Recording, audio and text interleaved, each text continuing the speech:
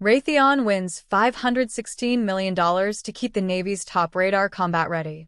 The U.S. Navy is doubling down on what it considers its most capable air and missile defense radar at sea, committing $516 million to keep the system integrated, tested, and ready across the fleet. Raytheon Missiles and Defense, the Marlborough, Massachusetts-based defense arm of RTX Corporation, secured a $5,158 million contract modification this week to continue work on the ENSPY-6V, a next-generation radar designed to detect and track threats that older systems can simply miss.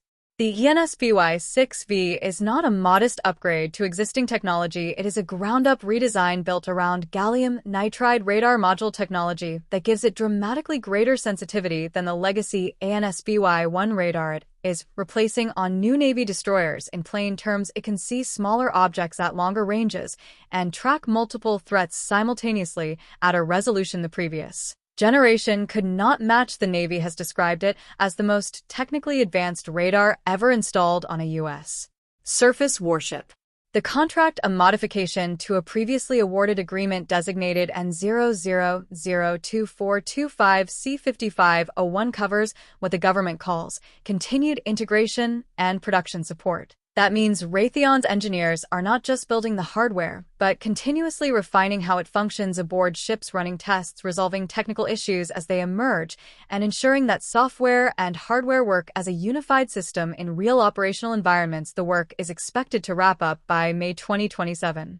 Funding for the contract comes from a layered mix of Navy appropriations, some stretching back nearly a decade, shipbuilding and conversion funds from fiscal years 2017 through 2026 contribute multiple tranches, joined by research and development money, operations and maintenance allocations, and other procurement funds. The oldest funding bucket in the mix, $956,000 from fiscal year 2017, reflects just how long the SPY-6 program has been in development and how contracts of this kind absorb years of prior investments into a single continuing effort. Roughly 26% of the contract value flows through the Foreign Military Sales Program, the U.S. government mechanism that allows allied nations to purchase American military equipment through official channels. Germany is explicitly named as a participant, with an additional provision allowing other countries to be added as the contract evolves. Berlin has been systematically rebuilding its naval and air defense capabilities following Russia's full-scale invasion of Ukraine in 2022 and acquiring advanced radar technology through the FMS channel is consistent with that broader investment pattern.